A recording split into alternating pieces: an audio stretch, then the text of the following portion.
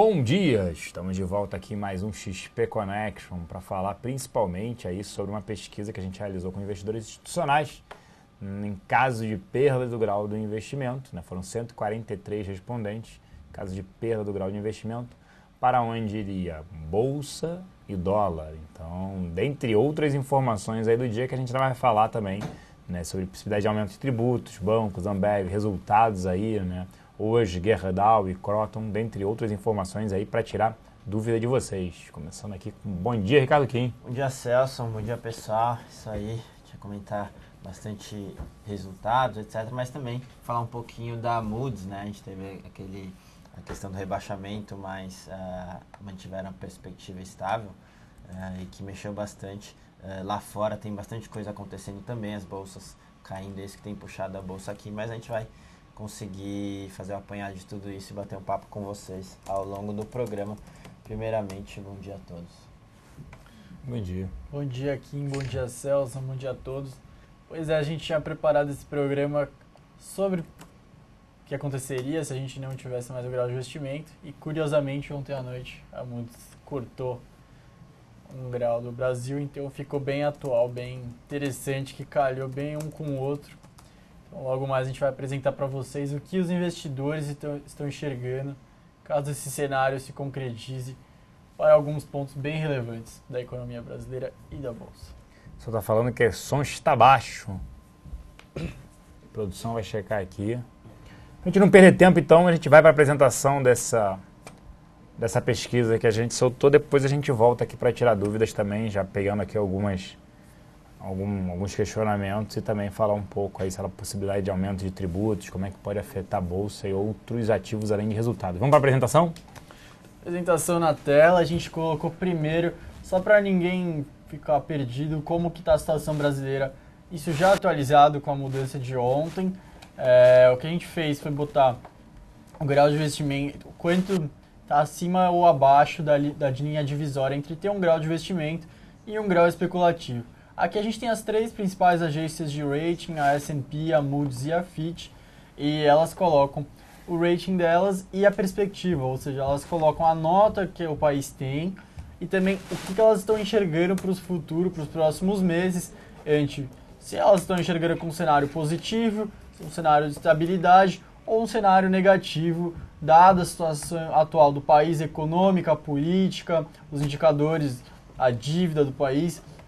Então a gente teve no mês passado a S&P mudando a perspectiva brasileira de estável para negativa.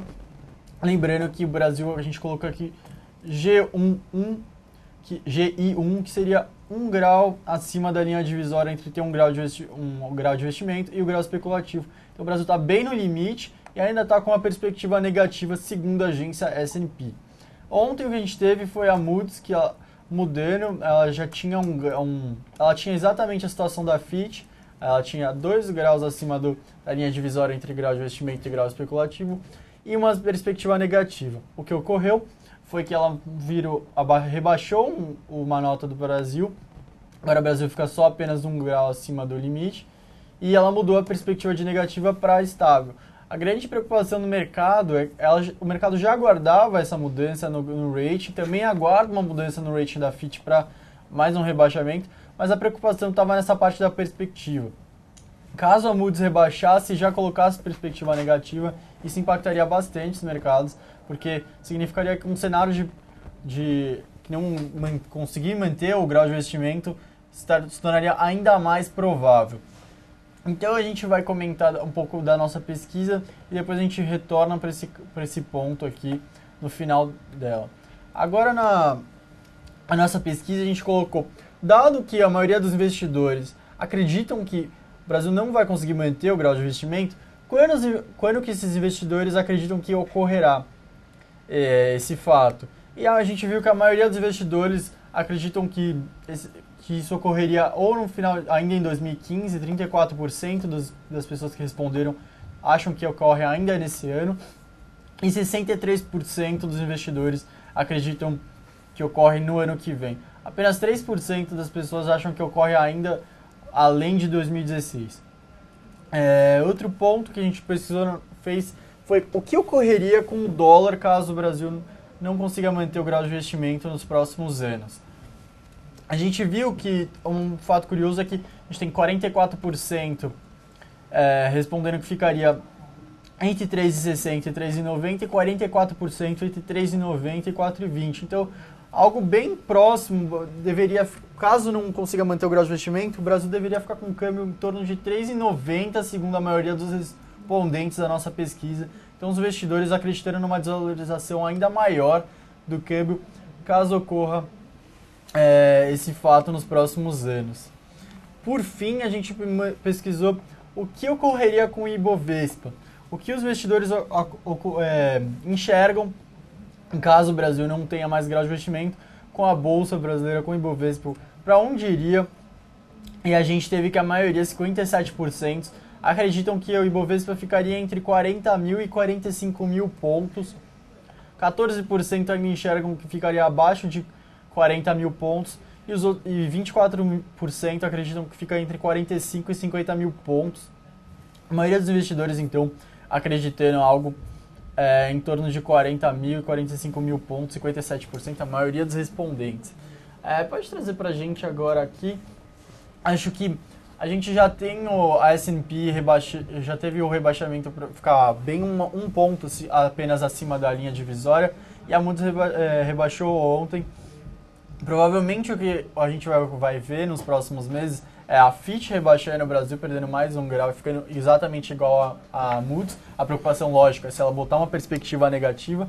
Mas ontem a gente teve o presidente da Moody's botando bem claro que ele acha que bem dificilmente ocorrerá algo impactante que faça eles reverem essa nota e a perspectiva ainda em 2015.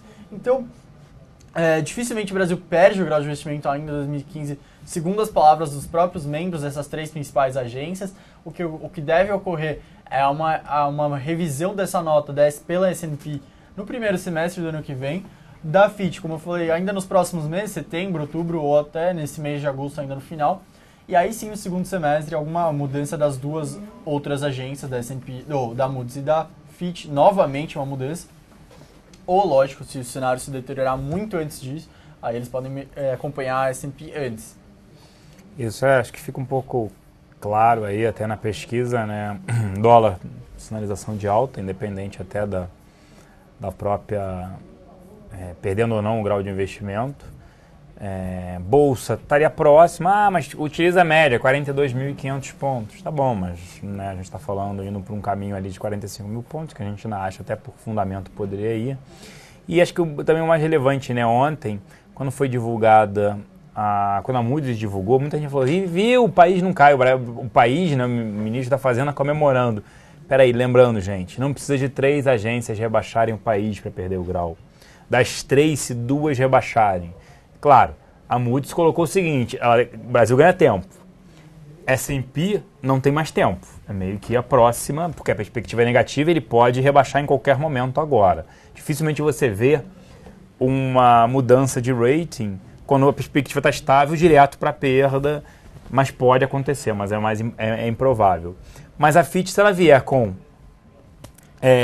vai rebaixar o rating mesmo, mas se ela põe em perspectiva negativa... E ela depois, a Fitch e a S&P rebaixa, o Brasil perdeu o grau de investimento. Então tem que tomar só um cuidado. Então não cai mais o grau, o Brasil não perde. Não, pode perder sim. E esse é o ponto aí que a gente chama a atenção. Talvez a questão só seja o timing disso, né? Os investidores, eles acham de fato que nesse ano não deve ocorrer essa perda de grau de investimento, mas o que dá para tirar, enfim, a Moody's rebaixando e mantendo um rating estável, é que o governo deu um pouco mais de tempo, né? Só isso. Tinha gente até que falava que seria bom a Moody's fazer uma perspectiva negativa para, enfim, trazer um pouco mais de senso de urgência para o governo, etc., seja para o Congresso também, para melhorar essa dinâmica junto com o Planalto. Mas, querendo ou não, veio estável. O que dá para tirar de fato é que talvez seja... pouco mudou, né? Talvez seja só questão de tempo.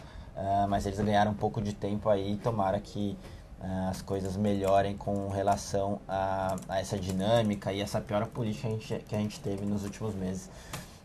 e que deu uma amenizada com essa agenda do Renan, mas ainda muito difícil, né?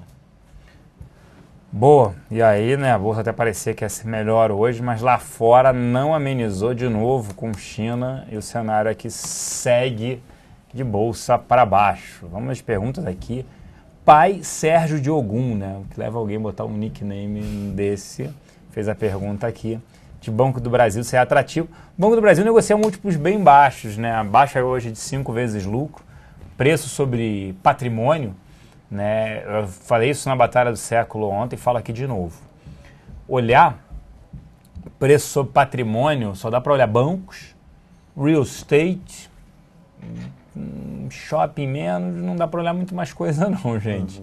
Preço sobre patrimônio, porque as pessoas falam, o preço sobre patrimônio da Petro está 0,60 e ela não consegue vender a BR Distribuidora por 50 bi, que está lá provavelmente registrado no balanço. Então, a Ambev é 6 vezes patrimônio. Então, você não compra nunca Ambev. Cielo, você nunca vai comprar. Então, para bancos, vale a pena, porque o patrimônio nada mais é do que a utilização dele para ele se endividar, Basileia, tudo isso, para elevar o seu risco e tentar elevar o seu retorno. O Banco do Brasil está negociando abaixo de patrimônio, abaixo de book. Nesse sentido, é interessante. O problema é a interferência governamental. Hoje, a gente até escreveu sobre isso, falamos hoje também de manhã, que a Geise Hoffmann, né, senadora do PT, falou que a contribuição social de lucro líquido não deveria ser só de 15 para 20, o aumento deve ser de 15 para 22,5. Né? O famoso quem vai pagar a conta, obviamente, somos nós, porque isso vai ser repassado para o consumidor nas tarifas. As tarifas de serviço dos bancos foram as que mais cresceram agora nesse segundo trimestre, ano contra ano. E também prejudicando a Ambev, falando da Zona Franca de Manaus, também retirando os possíveis benefícios. E a outra é a retirada de JCP. JCP afeta a BVMF, setor financeiro, bancos, né, que pagam dividendos através de JCP, e também a Ambev. Eu acho até que... Mas o JCP é só ano que vem. Se for poder valer a partir do ano que vem. O JCP eu acredito que só venha, se vier, né? Não só ano que vem, mas a Ambev deve vir um dividendo extraordinário por conta disso. Ela tem 6 bi em caixa, 7 bi em caixa, líquido. Por que ela vai manter se ela não vai ter mais o benefício ano que vem? Então, esse ano eu acredito que ela deu uma distribuição de dividendos extraordinária via JCP, e isso seria interessante, sim, para o ativo. Voltando ao Banco do Brasil. Vocês gostam ou não? Tá barato o ativo, só que a gente também tem o Itaú negociando a 7 vezes lucro, né, por conta da situação. Se continuar aumentando impostos, obviamente, na contribuição social sobre lucro líquido, óbvio que afeta negativamente os bancos, mas vão repassar isso e acredito que o retorno mantenha-se em alta. A preocupação no mercado é o guidance de crescimento de resultados, de crédito e também a possibilidade de pior inadimplência. Mas olhando valuation de bancos, diria que é um dos setores mais baratos em bolsa. Banco do Brasil começa a ficar interessante por conta desse valuation barato. Mas como eu citei no início, o Itaú com risco de retorno mais interessante. Isso aí. Certo, Ricardo Kim? Exato. Pedindo para explicar melhor, né? Na Zona Franca de Manaus, a informação da Geise até falou isso, que ela tem uma fábrica lá. Eu não sei precificar o quanto da Ambev é de produção em Manaus. Diria que é bem pequeno perto do que ela tem no Brasil comparado a todos os estados brasileiros. Mas isso prejudicaria. Mas o pior para a Ambev não é essa tributação lá de 20% que ela tem essas benesses, né? Mas sim o problema do JCP, a retirada, porque ela paga boa parte dos dividendos via JCP. Pedro pediu para comentar sobre os resultados da Kroton, Ricardo. Quem já comenta de Kroton e Gerdau também, já aproveita, né? Os dois que você viu hoje. Hoje de manhã a gente teve resultado de Kroton e Gerdau. Começando com esse resultado de Kroton, até quando a gente saiu da mesa, a Kroton estava subindo frente a esse bom resultado. O principal destaque aqui foi a evolução de margem, mas eu comento daqui a pouquinho. Na parte presencial, eles mantiveram uma base praticamente estável, tri contra tri. O que vale chamar atenção é o bom controle na evasão. Esse é um índice que está todo mundo olhando, principalmente com essas mudanças do FIES. Para o segundo semestre a gente pode ver alguma piora, mas por enquanto, nesse primeiro semestre, eles têm controlado bem esse índice de evasão, que no presencial é 3,6%, até foi melhor do que um ano anterior. A base de AD chama atenção justamente esse mesmo índice, só que para o lado negativo, né? Aumentou a evasão para 6,7 frente a 4,4 no ano anterior, no mesmo trimestre do ano anterior. Aí ele tem algumas questões que eles têm mais alunos 100% online e estão com mais rigidez na renegociação, mas de qualquer forma esse índice de evasão aumentou em AD e chama a atenção, acende uma luz amarela. Com isso, a base de ED foi reduzida em 7% no trimestre contra trimestre. A receita líquida cresceu seus 10% no tri contra tri e quase dobrou se comparar com o ano anterior por conta da aquisição da Anhanguera. Mas o principal destaque, como eu falei, fica na parte da margem. Se você analisar o primeiro semestre do ano passado com o primeiro semestre desse ano, já colocando a Anhanguera ali na análise, eles cresceram cerca de 6 pontos percentuais na margem EBITDA, né, na margem de geração de caixa operacional da empresa. Então, um volume um incremento bem expressivo ali e justamente refletindo essa captura de sinergia e as ações de integração da Kroton com a Anhanguera. Então, no resumo, foram bons números, mesmo com todas essas mudanças que estão ocorrendo no setor, e destaque para essa contínua melhora de margem que eles estão tendo com a captura de sinergia. A gente continua com cautela para o segundo semestre, a gente deve ver mais impactos negativos com relação à desaceleração econômica e essas mudanças do FIES, principalmente em captação, evasão e ticket médio, mas a gente gosta de uma exposição ainda para Kroton, mesmo que de forma não concentrada. Para vocês terem noção, no nosso portfólio a gente tem 10% de Kroton. A gente gosta nesses níveis de valuation, mas a gente não teria mais que isso. A empresa segue negociando ali a 10, 11 vezes preço sobre lucro para esse ano. Então, uma exposição aí de médio e longo prazo, num excelente management e continuidade de ganhos de sinergia com a fusão fazem bastante sentido. De novo, a gente tem um pouco de Kroton na nossa carteira e sempre vale aquele comentário de conservadorismo, né? Fazer a compra do ativo com uma proteção via derivativos a custo zero. Depois a gente pode comentar, mas a gente sempre tem disseminado essa questão de proteção. Resultado de Gerdau, já emendando aqui, o resultado em linha com o esperado, com a parte doméstica sofrendo bastante, né? A gente tem ali a parte de aços Brasil ficou praticamente flat ali com relação ao trimestre anterior, mas piora bem grande na margem. Eles estão tendo dificuldade em manter margem aqui doméstica e também a parte de aços especiais, que é muito influenciada pela parte automotiva aqui no Brasil, tem piorado bastante. O único contraponto disso foi a dinâmica de América do Norte, que performou bem e deu uma amenizada aí nessa queda do resultado consolidado. Para a gente ter noção, a parte Brasil da Gerdau, nos últimos três trimestres, a margem EBITDA era de 17,4%, depois foi para 15,8%, depois para 14%. E aços especiais caiu cerca de 2 pontos percentuais. Então a gente vê essa desaceleração econômica pegando bastante nos resultados domésticos. E a parte de endividamento continua alto, eles estão cerca de 3 vezes dívida líquida sobre a geração de caixa operacional. É um patamar alto, em linha com o que a gente viu no último TRI, mas no ano passado esse índice era em torno de 2,5, então bem acima. No final foi isso, um resultado em linha com o esperado, performance ruim da parte doméstica, amenizando um pouco a questão de América do Norte. A gente continua não recomendando exposição a Gerdau frente a esse cenário extremamente desafiador, alto índice de alavancagem, mas principalmente questão de governança corporativa. Saíram algumas notícias negativas que trazem mais incerteza com relação à questão. Não tem o porquê você estar posicionado em Gerdau com tanta incerteza e pagar ali. A gente acha que tem alguns setores muito mais promissores. A gente ainda deve ver resultados fracos de Gerdau para frente, porque essa parte da América do Norte acho que não vai ser o suficiente para segurar a desaceleração forte da parte doméstica, tá? Então, sem exposição para Gerdau. Vamos lá, se aumento de impostos se vier setor financeiro, esses que são os mais prejudicados, seguradoras são sim prejudicadas, né? Tudo que tem a ver com o setor financeiro é prejudicado. Aí SL, CETIP, BVMF, todos os bancos, seguradoras, são todas prejudicadas sim com o aumento da contribuição social sobre lucro líquido, pega todas elas, tá? Se a gente virou para venda, a Ambev não viramos para venda, permanece, isso já sempre foi discutido sobre isso, sobre essas interferências, só que isso obviamente é ruim, porque é mais difícil se planejar e programar algumas ações e expectativas também, perspectivas para essas companhias, dado que toda hora tem interferência, né, no mercado.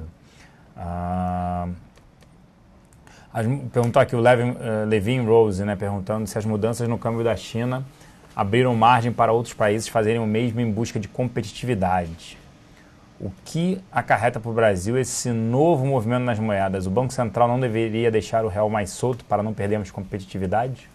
Você quer responder? Eu respondo. A gente acha que lá fora a maioria dos bancos centrais estão fazendo um pouco de guerra de cambial, né? Estão fazendo bastante desvalorização. Foi o jeito da China fazer a desvalorização dela. Existem até questionamentos o porquê ela está fazendo isso, se é simplesmente para melhorar a parte da exportação dela ou se tem algum interesse no FMI, porque ela mudaria seu patamar de moeda, o que encaminharia um volume bem grande de recursos para o país. Se ela ganhasse uma certificação, a gente pode até fazer um programa explicando melhor. Mas o ponto do Brasil é que vai ser impactado, né? O Brasil é o principal parceiro comercial é a China, então isso vai impactar diretamente o nosso país negativamente. Mais uma forma, infelizmente, que vai impactar negativamente vai estar vindo de fora. A parte do Banco Central, a gente vê bastante daqui da mesa que falta um pouco de horizonte, né, de onde está, para onde vai esse câmbio, para onde não vai. Talvez a forma de interferir que foi feita nos últimos dias de aumentar a rolagem de swap talvez não seja mais interessante, talvez uma forma mais interessante seria um leilão de linha, estabilizaria um pouco mais, mas a gente mostrou, até a gente explicou isso no programa de segunda, que se a gente pega as moedas que mais valorizaram no ano, o real está disparado na frente de todas. Aí muitas pessoas perguntam por que isso, por que o real desvalorizou mais, é por causa da economia também. Mas também a gente tem que lembrar que ano passado o Banco Central segurou muito a moeda. Então, enquanto em julho, um ano atrás, aqui em agosto, a gente olhava esse mesmo gráfico de qual moeda está desvalorizando ou valorizando mais, a gente teria o real como o outlier, o que não está seguindo todas as moedas, valorizando frente ao dólar, o real não estava. Porque o Banco Central estava segurando muito, ano de eleição, tudo aquilo. Então, logo que virou o ano, passaram as eleições, o Banco Central soltou um pouco o câmbio e foi saltando ao longo do primeiro semestre. E isso explica, em grande parte, o porquê a gente está desvalorizando a mais do que todos, né? Porque é a moeda que mais desvalorizou no ano. Era esperado desvalorização, a maioria das moedas estão desvalorizando frente ao dólar, visto que está chegando a hora de elevar juros lá. A gente não sabe se é setembro, dezembro, até ano que vem, mas está se aproximando o movimento lá. A situação daqui do Brasil é difícil falar para soltar o dólar, deixar o dólar subir, porque ele gera inflação. Gerando inflação, né, a inflação já está bastante elevada. O ideal para o governo é que o dólar subisse de maneira gradual, lenta e gradual, né, e não dessa maneira abrupta. Por isso que a gente falou no final da semana passada, né, até citei isso no Conta Corrente quando me perguntaram na quinta-feira se achava que o dólar era para cima. Eu falei, mas acho que pode dar uma acomodada, o que é normal, até pela interferência do próprio Banco Central ali no dólar, né? Levou o swap de 6 mil contratos para 11 mil. 11 mil é a rolagem integral dos contratos que tem aberto. Então, esse é o ponto. O Eliezer está perguntando por que a Europa cai tanto. É justamente toda a aversão a risco geral. China fazendo isso, né, demonstra que a economia por lá, de repente, não vai crescer os 7% esperados, e sim, de repente, 4%, 3,5%. Já imaginou? Se cresce 3,5%, já imaginou Vale? Se a China passa a crescer 3,5%, importando 51% do minério da Vale? É por isso que Vale sofreu bastante esses últimos dias. Mas de Europa tem a questão de produção, né? Também. A produção veio abaixo, produção industrial veio abaixo do esperado. Estava caindo muito forte, mas quando a gente saiu, estava caindo 2% lá fora. A versão a risco ao redor do mundo aí, pegando bastante para ativos de risco, né? Acho que na Europa a gente teve nas últimas semanas, desde que teve o começo do impasse grego, o mercado já aguardava que isso fosse influenciar nos indicadores de confiança, né? Porque, logicamente, que nem você só falou, você tem um impasse tão grande quanto o da Grécia, não sabe quanto vai segurar o bloco, começa a gerar um monte de desconfiança da sustentabilidade da zona do euro como um todo. Então isso é natural que impacte os indicadores de confiança. Então o mercado já aguardava isso. Agora, a parte de começar a impactar vendas no varejo, impactar a produção industrial, aí sim algo mais preocupante, porque eles já esperavam uma recuperação econômica já nesse ano de 2015 e uma maior no ano de 2016. Então, à medida que vem dados de produção industrial mais fracos, isso sim impacta diretamente. A gente tem na sexta-feira dados do PIB da zona do euro. Então, com essa produção industrial mais fraca, começa a aumentar a preocupação que esse PIB de sexta-feira do segundo trimestre da Europa venha mais fraco do que o aguardado, sendo que a economia da Europa já foi revisada para baixo, o crescimento em 2015. E teve um pessoal comentando aqui de não vale a pena conversar de bolsa, né? Porque o cenário está ruim, etc. E acho que o pessoal às vezes tem uma visão um pouco limitada, que apesar de a gente tirar algumas dúvidas de bolsa, a gente sempre reúne as informações macro de bolsa para justamente passar uma noção de portfólio e investimento global. Obviamente agora é um belo momento para ter uma porcentagem grande de renda fixa, aproveitando esses juros. Você tem aí diversos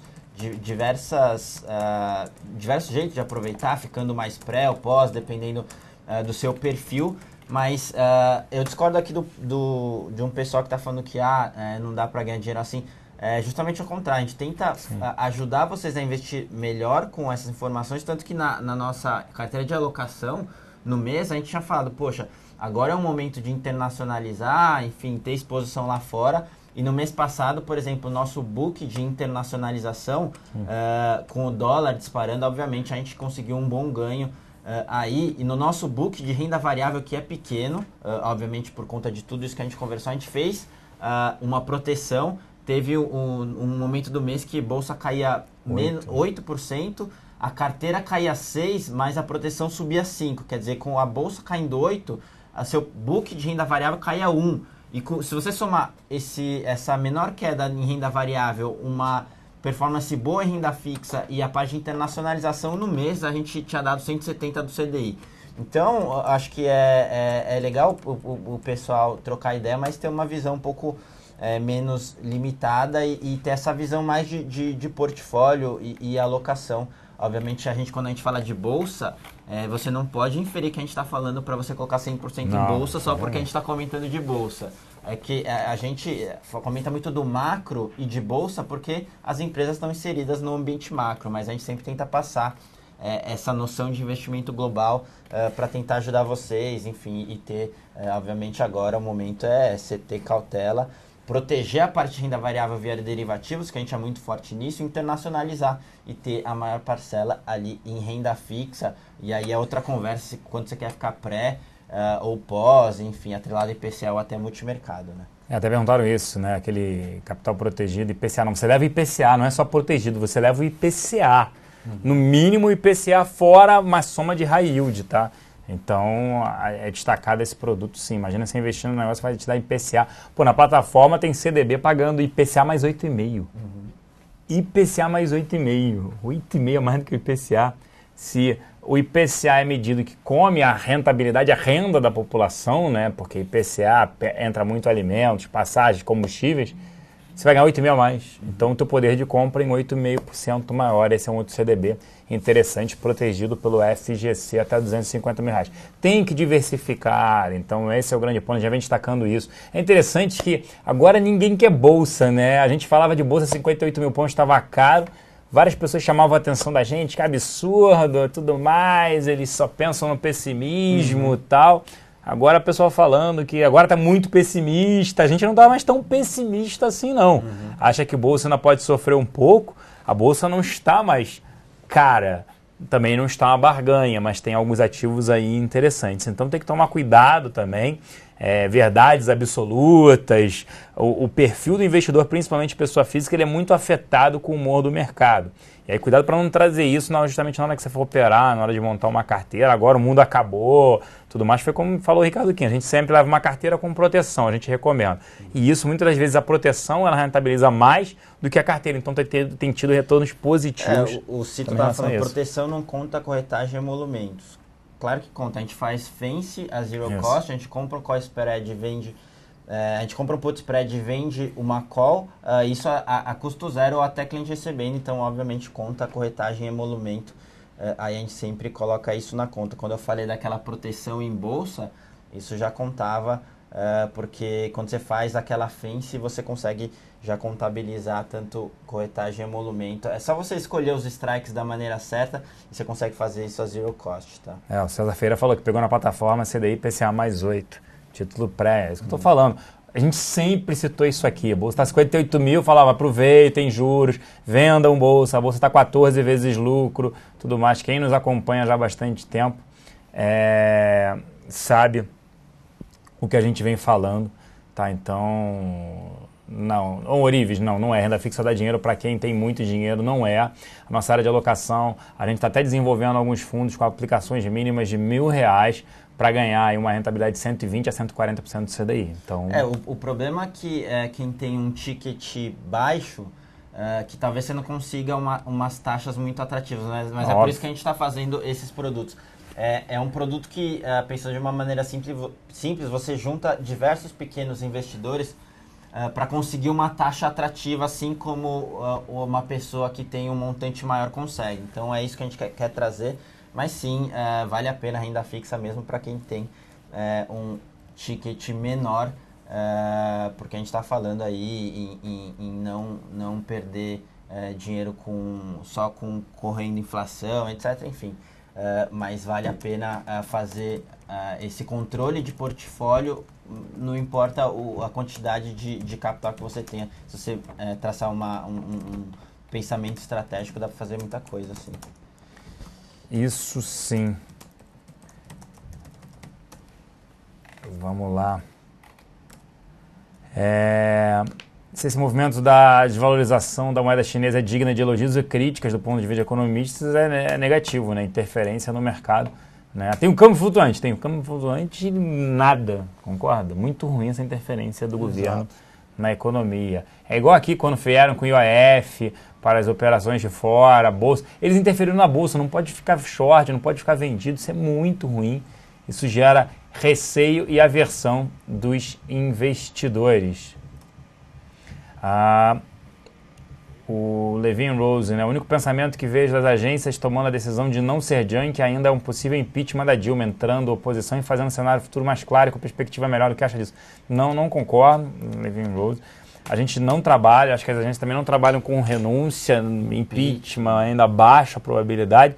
E quer dizer, o que vai acontecer com o país? Quem é que vai entrar? Já se falaram até que o PMDB botou o Serra como ministro da Fazenda no lugar do Levi, pô, isso é péssimo. Então, não é isso. Impeachment, renúncia gera incerteza, demoram dias às vezes meses para se resolver o problema, o país fica novamente parado. Não foi isso. Foi a situação assim, dá um voto ainda de confiança, principalmente para o Levi. Eu diria, se o Levi sai, a probabilidade, independente de ter renúncia ou impeachment, a probabilidade de ter perda do grau de investimento seria enorme. E impeachment, assim, não é uma coisa muito óbvia que vai melhorar todas as coisas, etc. Porque a economia não vai dar um shift que vai melhorar tudo por conta de um impeachment. Vai ser um cenário ainda difícil, mesmo para uma alternância de poder. E ainda essa questão institucional de trazer instabilidade política, isso traz aversão a ativos de risco no Brasil, deve, num primeiro momento, até performar mal. Então, acho que não é isso, e não é isso que as agências, com certeza, estão se apoiando para segurar esse rating do Brasil. Às vezes, até o que pode acontecer é ter algum impeachment nesse sentido e eles rebaixarem, porque você vai trazer mais instabilidade para a condução do país, etc. Então, não é uma questão óbvia, mas o que a gente pode tirar é que o impeachment ainda tem uma probabilidade relativamente baixa, só que aumentou, né, nos últimos meses, obviamente pela piora política e também econômica. Boa. E aí o Orives está perguntando que setor de celulose é considerado defensivo? Dá para migrar para fibra ou deixar nessa renda fixa com rentabilidade real ridícula? Deixa eu só falar primeiro da rentabilidade. Rentabilidade real ridícula eu discordo totalmente, né? Só você está na poupança, que aí sim é negativa a rentabilidade real. Aí é negativo, né? O real é negativo. Mas, você aplicar num CDB protegido pelo FGC até 250 mil por CPF instituição, 8, IPCA mais 8, 8,5? Que seja menos. Eu não sei onde que tá ridículo. Acho extremamente elevado. E não vamos comparar banana com maçã, tá?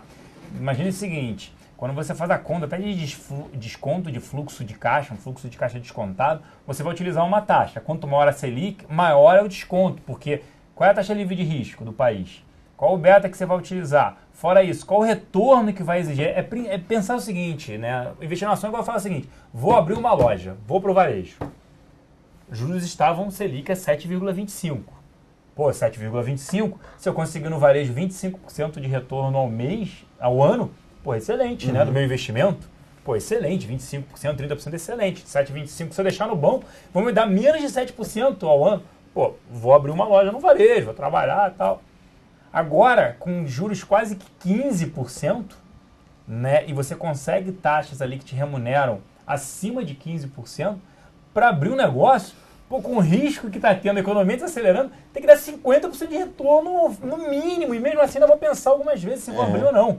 Então, assim, gente, tem que olhar essa relação risco-retorno e comparar uma ação, renda variável, com renda fixa, com essas taxas, não dá para comparar. Primeiro, só separar isso. Então, agora indo para a pergunta, ele está perguntando se a gente muda, se vale mudar de renda fixa para Fibria ou Suzano. Primeiro que, assim, você tem que tomar um passo atrás. Primeiro definir com a sua cabeça, com o seu perfil e a sua cabeça estratégica quanto você quer ter em renda fixa e quanto você quer ter em renda variável. Essa é a primeira definição. Se você é mais conservador, você vai ter um portfólio maior em renda fixa. Se você é um pouquinho mais agressivo, o seu share de renda variável talvez aumente um pouco, internacionalização, etc. Então, esse é o primeiro ponto. Dado que você escolheu esse perfil e essa alocação, aí sim você vai olhar para o seu book de renda variável e escolher as melhores oportunidades. E não tirar um para o outro, senão você está justamente desconfigurando toda a estratégia que você traçou no começo, tá? Esse é o primeiro ponto. Então, olhando para a renda variável, sim, a gente gosta de Fibria e Suzano, justamente por essa questão de dólar, chega a ser até um hedge natural para a sua carteira de renda variável, porque foi o que a gente viu no último mês. A bolsa caiu, só que Fibria e Suzano deram uma esticada por conta de dólar. Então, aí você tem alguns ativos financeiros que talvez tenham caído, mas deu essa contraparte da posição em dólar com Fibria e Suzano. Então é um pouco disso. Hoje a gente tem cerca de 10 a 15% em Suzano / Fibria e uma exposição total em exportação ou uma alocação em dólar de cerca de 20%. Então, a gente acha que esse é um peso interessante na sua carteira de renda variável. A gente gosta, assim, a gente prefere Suzano ainda nesse contexto de exposição a papel e celulose. Isso, já com o tempo estourado, o professor Luiz fez uma pergunta aqui. O preço da Elet3 está de graça, que acho extremamente elevado, empresa ruim, sem fundamentos, com total interferência governamental na companhia, né? Teve a licitação de usinas como Jaguara, São Simão, Miranda, dentre outras, e não houve interesse, né, por conta do preço da energia que seria vendida, R$30 a R$40 o megawatt. O que aconteceu? Coloca na Eletrobras. A Eletrobras tem diversas distribuidoras no norte e no nordeste do país que geram EBITDA negativo. É isso mesmo, geração operacional negativa. Tem noção? O lucro operacional é negativo. Para que tem? Fecha? Não posso fechar a distribuidora. Então fica com quem? Fica com a Eletrobras. Então a empresa vem gerando prejuízos atrás de prejuízos. Isso é um problema para ela. Provavelmente vai precisar de um aumento de capital em breve, né? Porque está um endividamento extremamente elevado que não dá para pagar. E o governo, como é que ele vai colocar dinheiro na companhia? Mais um motivo de preocupação aí. Nós não recomendamos o ativo. Inclusive, ele faz parte da nossa carteira short Elet6. Isso aí.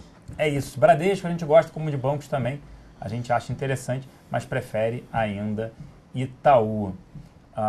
E se a gente muda de call em relação à Ambev? Não, a gente não muda de call em relação à Ambev. A gente permanece com ela, principalmente na nossa carteira de dividendos. Pela forte geração de caixa, ainda acreditamos num dividendo extraordinário aí esse ano por conta da geração de caixa. Ela gera mais ou menos 4,5 bi por trimestre, investe 1,2 bi e ela tem já um caixa líquido de 6 bilhões de reais. Deve apresentar aí um dividendo extraordinário para se livrar desse JCP.